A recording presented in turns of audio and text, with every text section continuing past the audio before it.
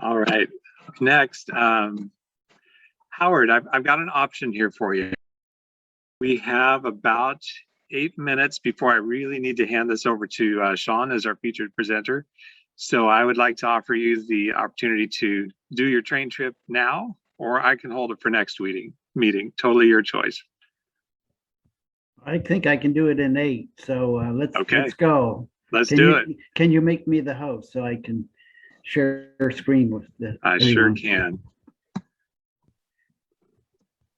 There you go, Howard. Okay.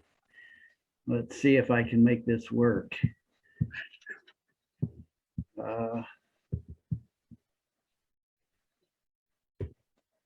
Howard started telling me about his trip, and it seemed really inspiring to me because so many of us have put off travel altogether.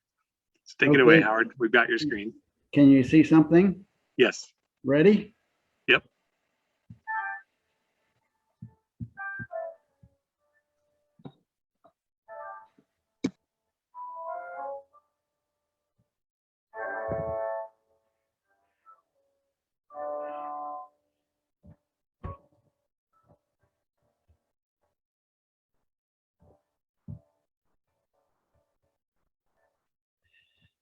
So I bet most of you don't know that I have a famous brother.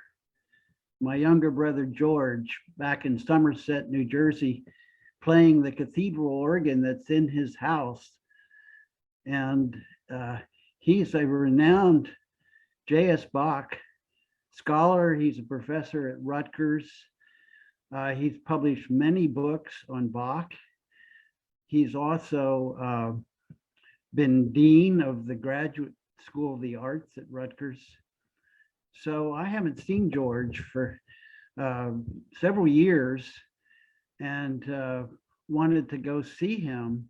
My wife, meanwhile, we love to travel and we've been very antsy during the pandemic, but we realized with 3 shots now, we could actually travel, at least in the United States. So we began to think about how to travel and decided on why not take an AMTRAK train trip around the country. So I want to show you some slides, just a brief summary of our trip. Let me go back here and show you a map of our routes that we plan to go. Is everyone hearing me well here? I hope so. We plan to go on the dark blue route east, taking the AMTRAK bus down to the Bay Area and then from Emeryville to Chicago on the AMTRAK train, and then spending several days in Chicago, then on to Albany, where we picked up a rental car and drove through New England to see the fall foliage. We spent several days in Boston, then several days in New York, several days in Washington, and then we came back. The southern route, that light blue route on the map, that took us back to Chicago and then down towards Los Angeles. We got off at Albuquerque to see some friends. And then after 5 weeks, we figured we'd be ready to get home. So we flew home, thanks to Greg Foster's arranging a direct flight from Phoenix. We arrived in Arcata at the end of our trip. So let me show you some slides then. As we took our trip, there we are at the Arcata AMTRAK bus terminal, ready to go. You can see we're traveling light, and as we like to. And we started on our journey from Emeryville past Donner Lake over the Sierras. We had a wonderful observation car to see the scenery as we travel along. That was a leading reason for the trip. And they do have dining car services. It's not as elegant as it used to be due to budget cutbacks, but we got some choices of meals. We went through agricultural valleys in Nevada and then desert valleys in Nevada.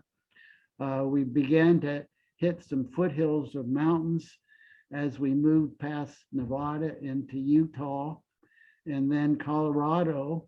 We traveled along the Green River going into the Rockies And we arrived at Chicago at the marvelous uh, uh, uh, Grand Union Station there, and spent several days in Chicago.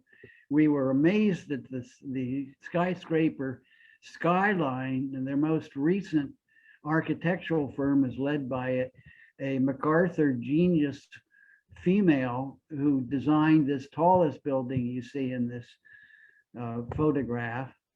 We went to the Millennium Park and saw Fitzer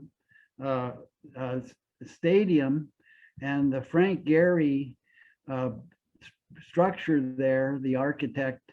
This is where Obama gave his first speech when he became president. We went to the Art Institute there, an amazing museum. This is one of my favorite paintings, the George Seurat painting of Sundays in the Park, La Grande Jatte. There's Van Gogh paintings there. There's a Grant Wood painting that's one of our favorites. You know that my wife is an artist, and she was inspired by that to create this painting by Grant Wood is called American Gothic. She created a Humboldt Gothic painting.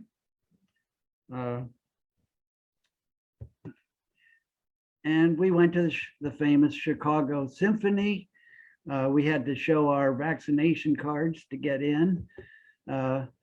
We went to a Banksy exhibit, the famous graffiti artist.